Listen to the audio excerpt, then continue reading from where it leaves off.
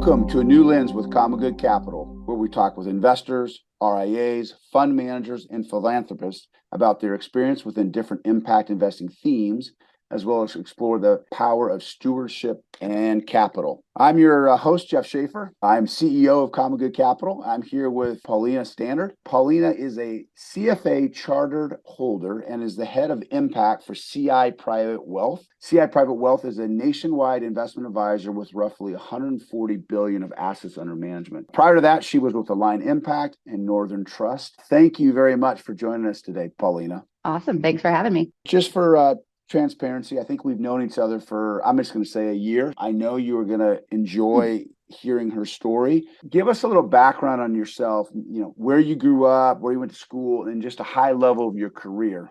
Briefly about me, I'm from Florida, moved around a lot growing up, raised by a single mom, and essentially raised myself in a lot of ways, which I think the benefit of that was being able to mature a little bit earlier than others might, but also has pushed me to where I am today, where I have this sort of overly critical lens on things that developed very early. So we can come back to that later on. But I think I had it in my mind that because there were challenges around me, I wanted to control as much as I could about my future. I went to Florida State and left Florida, moved to Chicago right after I graduated. And I was very focused on what I thought I should be doing, getting a good job, climbing the corporate ladder, making a lot of money, and always doing the right thing.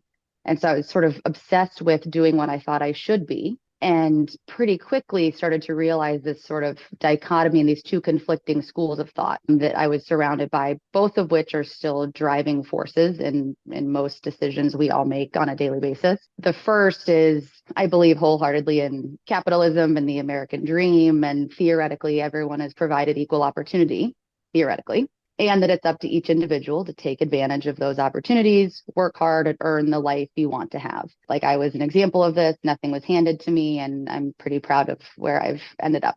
But on the other hand, I couldn't help but wonder, does our structural system today actually enable and empower people to have said equal opportunity, to grow beyond the circumstances they're born into? Does that pathway really exist? So that sort of fed the second, the other side of the coin, which is, I love finance. I always have, but there was just sort of this insatiable desire to do more. I felt like it was my responsibility to somehow channel my skills and opportunities and success to educate or help others so that they can help themselves and have hopes of a brighter future.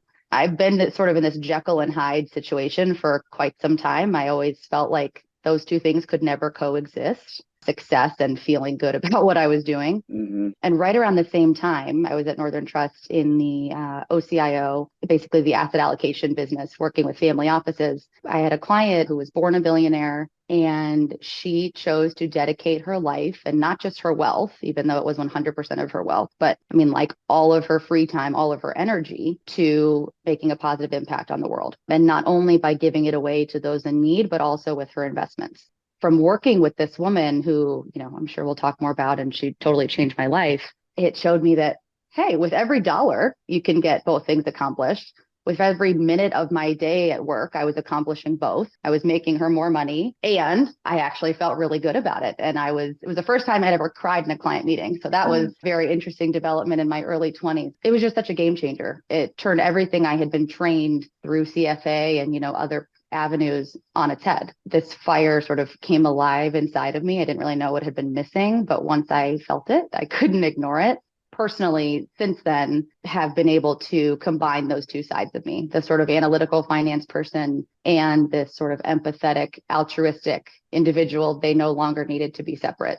Those two forces sort of switched from being at odds to now actually compounding and supporting one another. So you're actually saying you can make money and do good? You can. That is my very strong, not only belief, legitimate fact. And actually, once I realized that from working with this one client that I mentioned, I was just convinced that if more people knew what were possible with their wealth, they would want to invest this way. Most of my clients, they weren't really concerned about return. They were always thinking about what will happen to this money when I'm gone. What will my legacy be? Have I raised my family well enough? So they were thinking from a values-driven way, and I don't think ever really occurred to them that using their wealth for good in an investment capacity was something that they could do. Similarly, it became apparent to me that many of my peers were equally in need of education as the asset owners themselves, which was, as a 20-something female in finance at a conservative investment institution,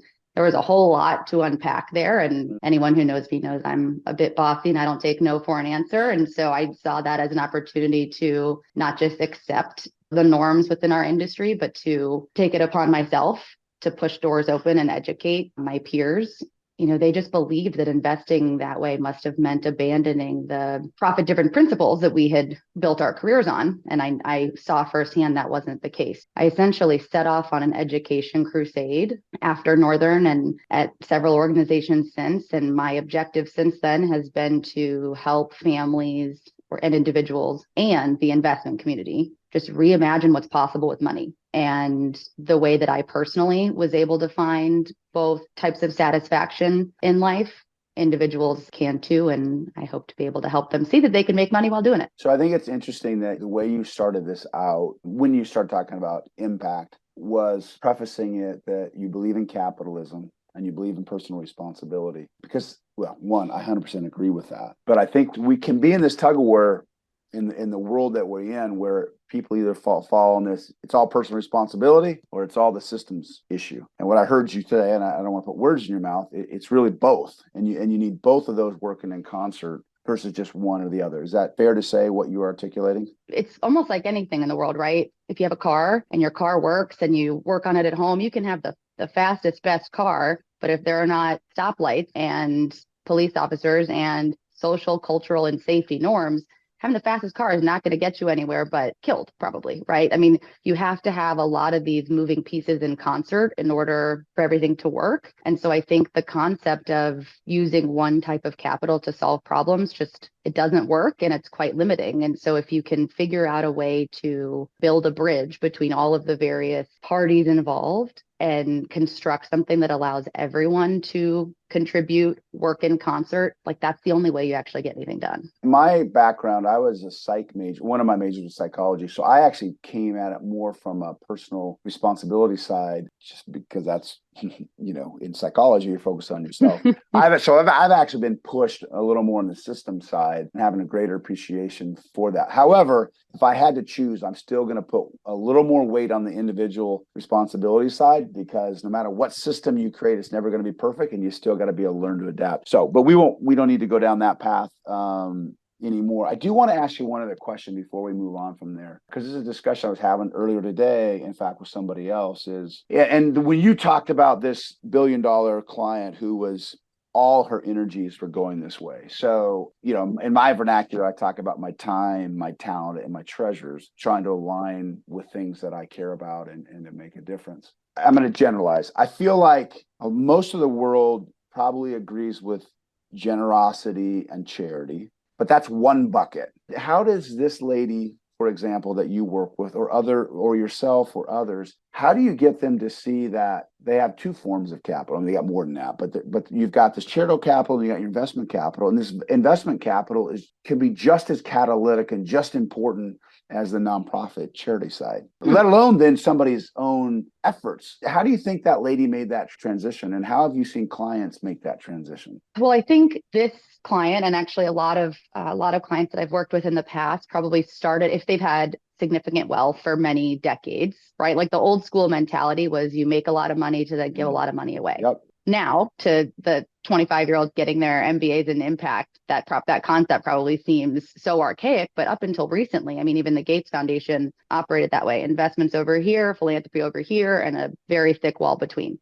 I mean, it doesn't take an overly critical or overly analytical rocket scientist to see you're negating a lot of the good you're doing on one side if you're investing in and enabling bad behavior on the other. And I think for this client in particular, and some of the others who have been impact leaders for many decades, sort of the self-awareness around that was all they needed, was to say, hold on, the thing that's driving me and making me so excited about life, what gets them up in the morning is to make a difference in people's lives in one way. but are they closing their eyes to and being ignorant to a lot of the hurt they might be causing in order to get there with those investments? And so I think for a lot of people, particularly wealth owners, right, there's inheritors guilt that I think is very prevalent for a lot of the ultra wealthy. It's a lot more of a topic of conversation now where people are realizing actually the source of wealth might have some dirty laundry or heavy baggage tied to it. How can I change that, reinvest it for something good before it's given away? To your point, though, about the individual contribution, that's asking a lot of people. Yeah. Because people are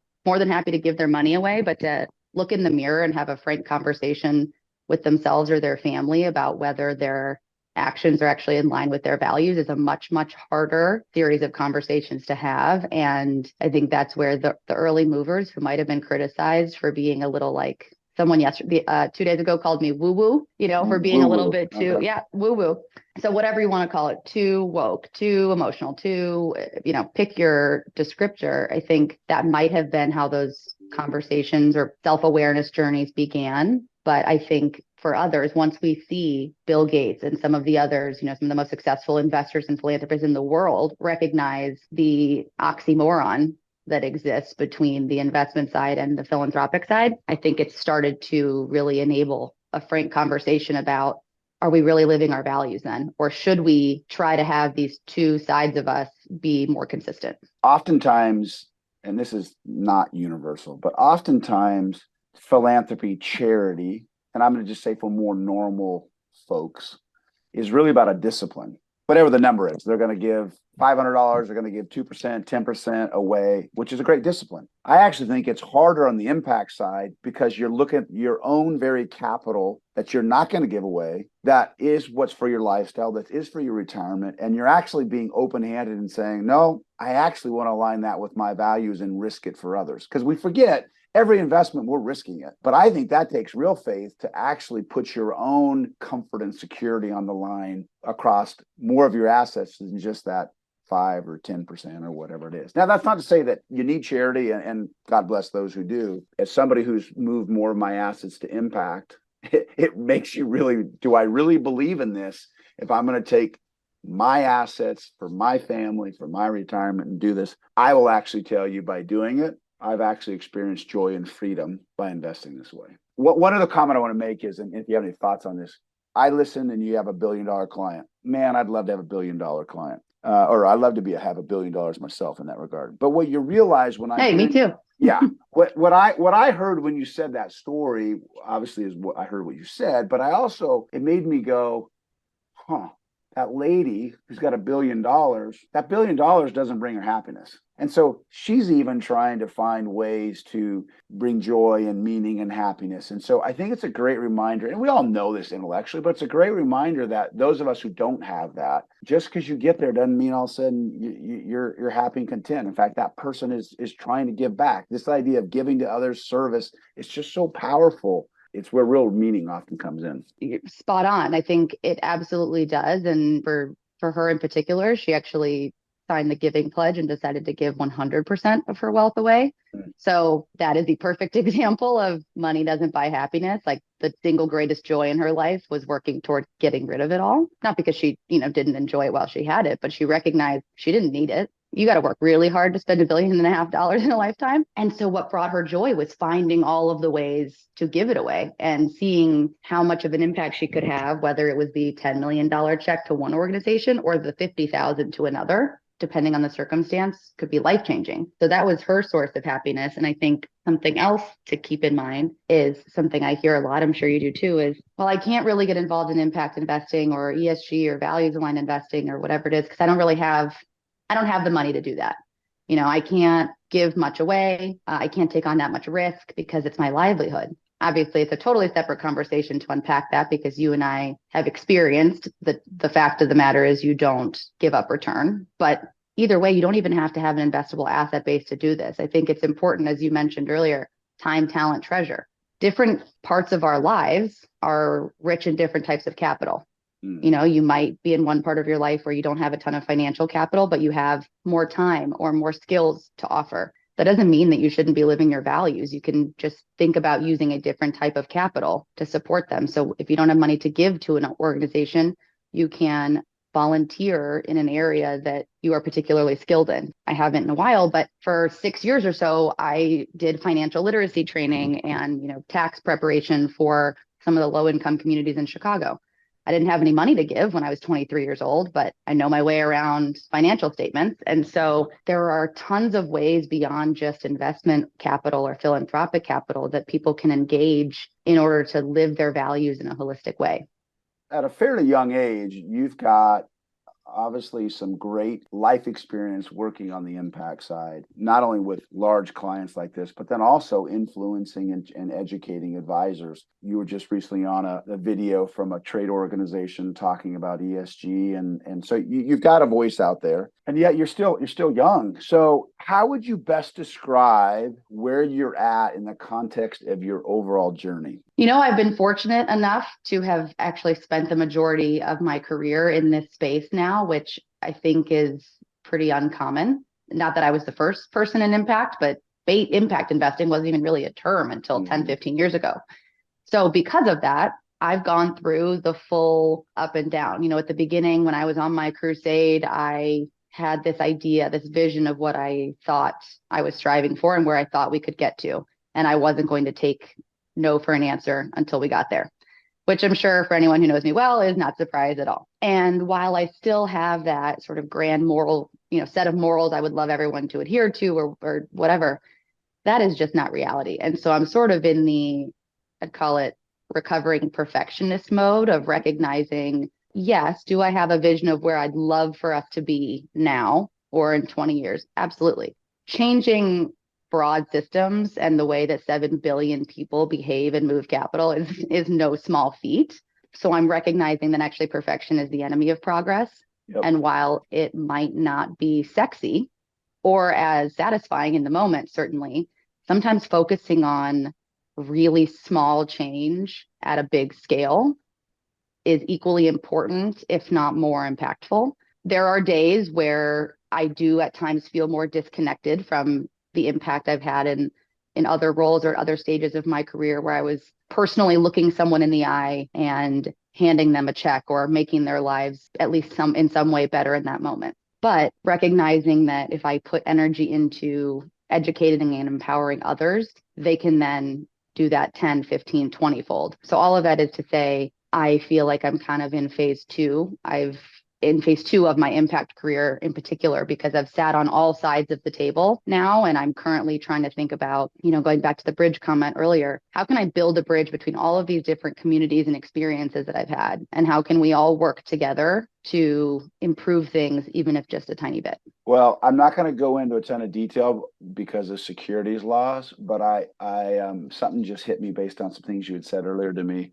So I'm going to make a prediction that given where you're at your firm and what you're doing is right where you should be. And I actually think that role that you're in around impact and the opportunity just in your own firm's footprint will have a significant, I shouldn't use this word again, but will have a significant impact on the success of your firm. And I actually think that it'll be also something for other firms to look for and shoot for. So I don't know if you can read between the lines on that, but it's fun to see where you're at today. And I as somebody who's known you for a little while, not a long time, you're absolutely in the right seat. This is a very pointed question, and you can answer it from an impact perspective. You can just answer it however you want. How are you trying to change the world? Well, there are a lot of ways I would love to, but my biggest objective, and I've used this analogy a million times, I should probably come up with a better one, is being a bridge builder. I do not have the solution to all problems, but what I can do is find the people who do and translate the communication between them. There is a significant gap between investors' desire for positive change and their ability to actually mobilize capital to support that. So to the extent that I can build that bridge and make it easier for people who genuinely want to do the right thing and want to do good in the world, like it should not be difficult to do that if they want to. It's one thing if people said that they didn't want to do good in the world and they don't care about other people. That's just not the case. The fact of the matter is every single person wants to make money and do the right thing. So they should be able to do it. And all it takes, from my perspective, is to build that bridge And I'm thinking about that from two perspectives. The first is just raising the moral floor, so to speak, across the board. As I've alluded to, I'm quite bossy and I don't take no for an answer. So I continue to try to challenge the status quo in the broader investment ecosystem and really try to push the investment industry, us, our peers, hold ourselves to a higher standard and use our power for good, and if not good, at least neutrality. That's one piece. And then the second is to actually create a values aligned experience for all investors. Individuals should not always be at this moral crossroads of, do I feed my family or feel good about myself and do what I think is the right thing? Those should always be able to be one. And if you can really understand what drives people and how they personally get joy out of life, you can find a way to make money doing that. And so to the extent that the investment ecosystem has a high moral floor and individuals are able to engage in the financial systems in a more personal and values oriented way, if that happens, I have changed the world 10 times more than I ever hoped to. But you're out there, you're a voice for that. And even when I heard you talk, I mean, even if we can get people talking about non-financial metrics with financial metrics, that's a win. I mean, because right now capitalism predominantly is about the bottom line, and just even introducing other variables in discussion, it forces creativity and innovation to go, oh wait, we're trying to solve other things than just financial. This is what I'm really interested to hear, and maybe you've already given some clue to your answer, but when did you realize the power of capital, and what does that mean to you? Capital has been a part of my whole career, but really where its true power came to light for me was, yes, this is probably 3.5-ish years ago or so, right around the beginning of COVID. So shortly before COVID, my husband and I quit our jobs, put everything in storage, and went on a sabbatical. For two people in finance, that was finance in the US. That is not something you see every day, but it was really important to me just personally. I've always wanted to travel and see the world and experience other cultures and, other people. But then professionally, I had been in impact for quite some time now, and I had never gotten my hands dirty. I volunteered and I visited affordable housing properties in the US, but not quite the same when you drive there in your nice Uber. So I really wanted to go be boots on the ground, so to speak. Anyway, so we went on the sabbatical. I am a total planner, planned for every possible scenario, did not expect COVID or any global pandemic. Even before the pandemic, just spending time in these small villages, we were mostly in Southeast Asia. I was blown away by the humility and generosity of these people that we encountered. Many of them had nothing. I mean, we were in a lot of villages with no running water, incomplete meals, lack of transportation, illiteracy, I mean, you name it.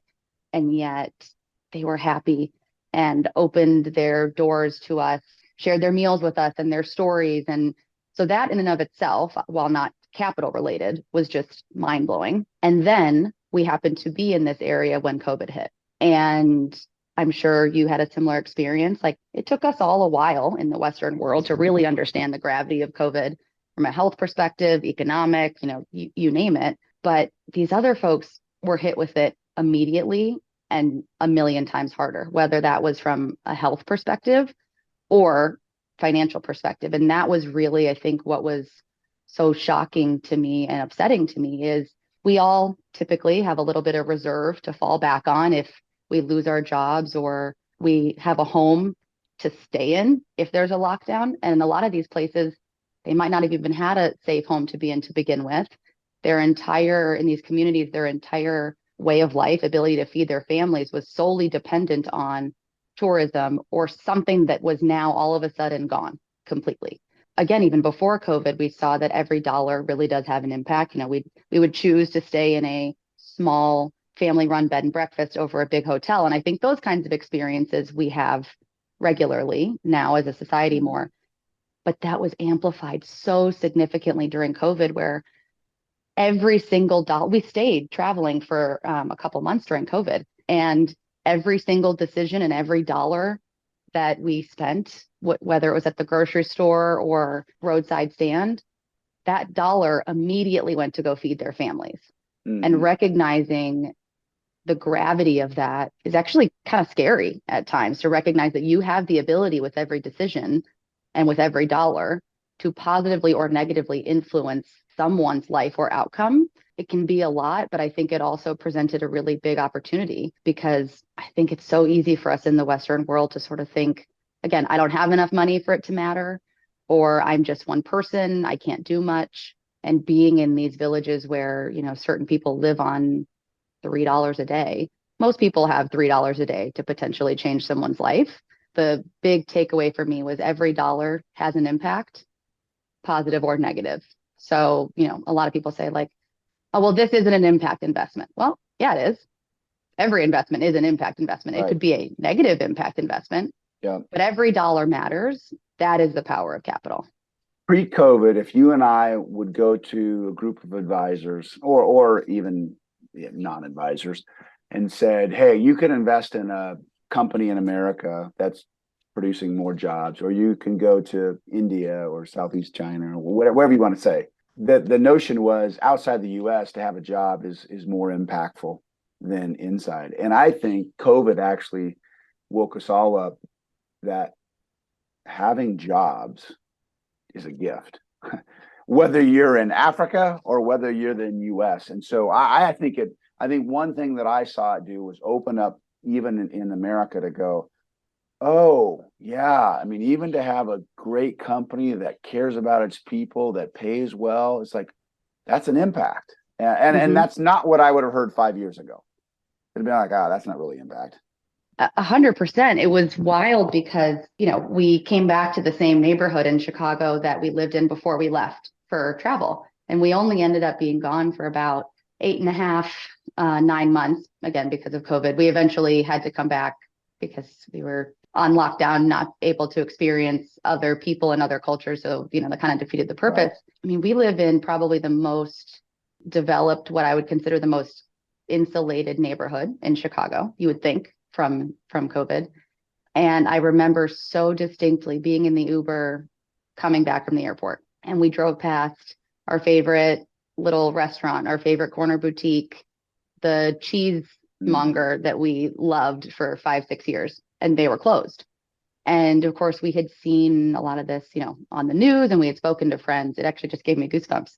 But I remember being in the Uber, being stunned that in just 2 months, because this was mid-May, in just 2 months, our neighborhood had very tangible negative impacts already. And it was extremely sobering. To your point, we saw it and felt it daily when we were in Thailand at this point, but it never really hit me that that same series of themes would have made its way all the way back to Lincoln Park in Chicago. Yeah, it also shows you the value of work and really the gift of work and the dignity that even work brings. I mean, I don't know the stats on this, but I've heard it a number of times, how many people in America are not happy at their job. And I bet you COVID changed that. I mean, I don't know that it fixed it, but I bet you there's much more gratitude to go, you know what? I'm grateful that I have a job. So, all right. Well, wait, hold on. So to that point, there's one quick thing I want to mention. I love that you just said that there's dignity in work, right? And so that in and of itself, I think, is a very important point and concept to make the case for impact investing. There's only so many dollars that can be given away, right? Like grant capital, philanthropic capital, it's finite. Once it's gone, it's gone. And it's necessary because people have to eat. There are natural disasters. Like there are times where you just need to write a check to someone because they need it in that moment. But that is not solving a long-term problem. And frankly, like I know when I've been the recipient of handouts, it doesn't feel great all the time. And I hate to use this example, but sort of the like teach a man to fish kind of thing. I think that we saw during COVID was very real. We saw the desire for people to work because no one wants to wake up early and go to work every day. But when you can't, you all of a sudden realize that you want to. You want the routine. You want the dignity. You want the intellectual stimulation. You want the relationships. You want the skills. You want to stay sharp. I found myself doing crossword. Like I'm obsessed with crosswords, but I was maxing out the New York Times subscription because you want to have a set of skills and be rewarded for it. And that's what an investment is meant to do. So you know my passion for in investing in, well, just general, my passion for men and women who are in or have been in the criminal justice system. And so one of the things that we do is we try to invest in businesses that are either run by or hire formerly incarcerated men and women. I talk to a certain population group, and they think, well, you're using these people. And you're like, whoa, wait a second. Well, first of all, you could in theory, but I hope I'm not. Well, I'm not, because I'm not even the one running them. I'm just investing in them. But it's the other side. It's what you just said. These men and women I know, because I've invested in and I've talked to them. If I came in and said, I believe in you, I believe in your business, I believe that you're going to make money for yourself, I believe you're going to provide a value to somebody else, and you're going to help me, the dignity that brings that individual is so much greater than, oh, here's $20. Now, some people need that $20, and there's a place for that. Right. But I've had to fight that more than I would have guessed, where it's like you're using these people. Like, no, I'm not. We're helping them. We're giving them dignity. If you could have a big dream come true for your life, what would that be?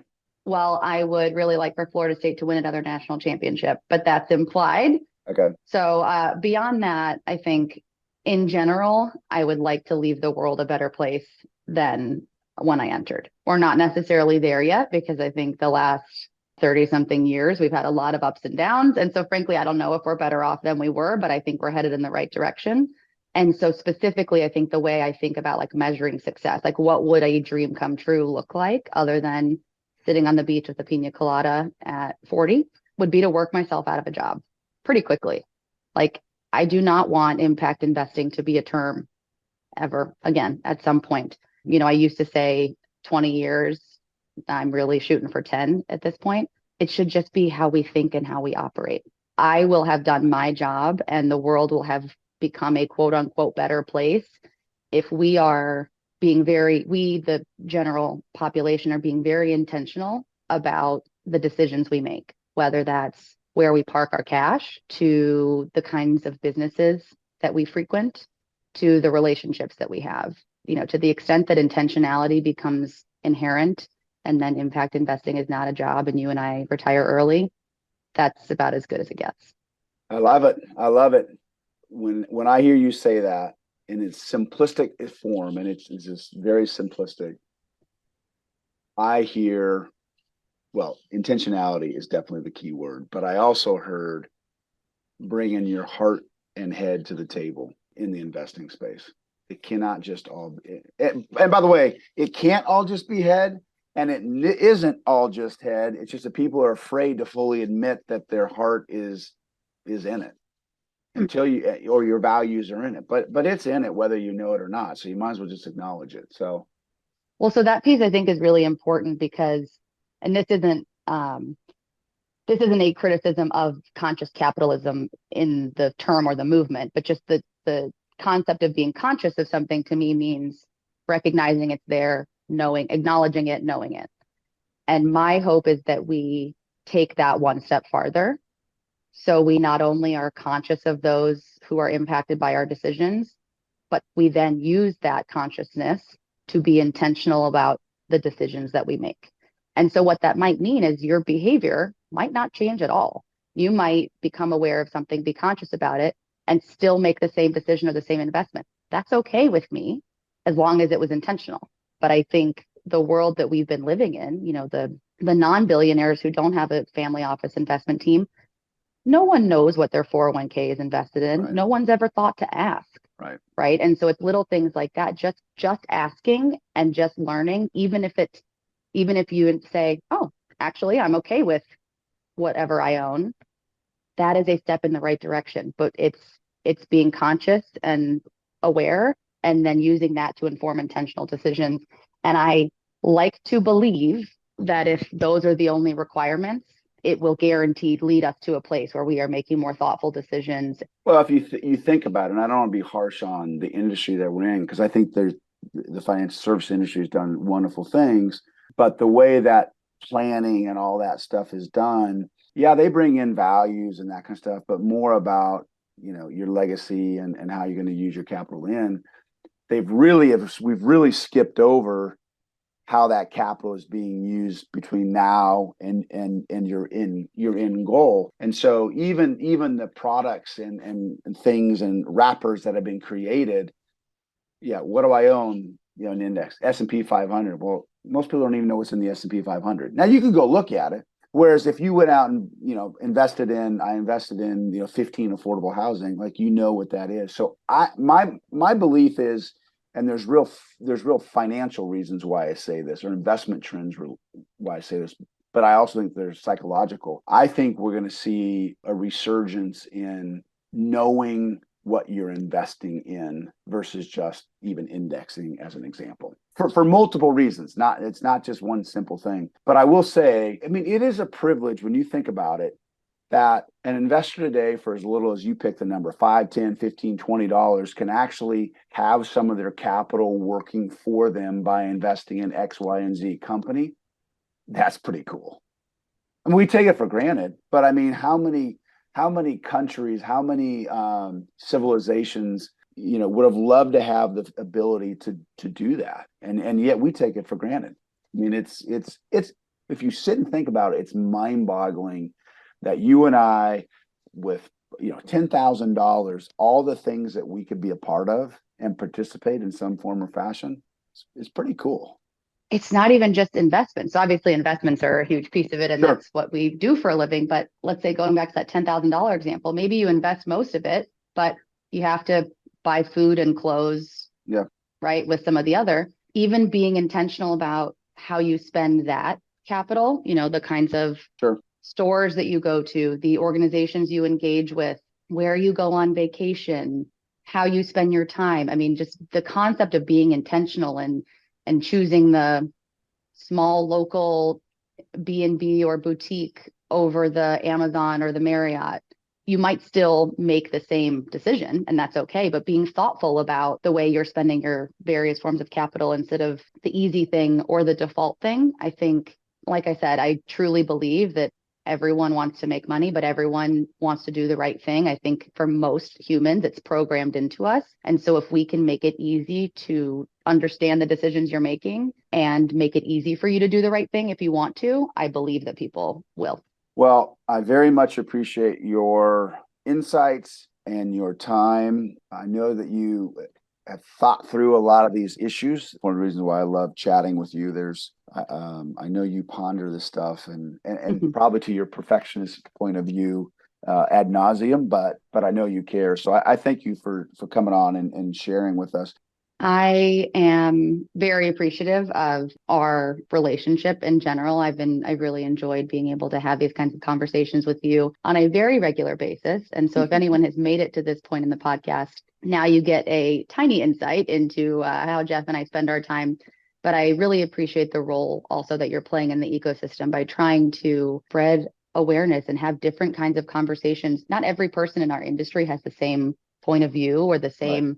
Yep. definition of success or, whatever it is. And so I think this is exactly what we need, to have these forums, to have these kinds of conversations. And again, someone might listen to this and disagree with everything I've said, but at least they've heard it and they have an opinion, and that is moving in the right direction. So I'm very grateful for you having me. And I still have a little bit of a cough, but I at least have my voice back. So thank you for rescheduling twice so that I can actually speak. Well, for those who are still listening, don't forget to subscribe to A New Lens with CommonGood Capital on your podcast app of choice. And please rate and review us on Apple Podcasts, Google Play, and Spotify. Until next time, this is Jeff Shafer.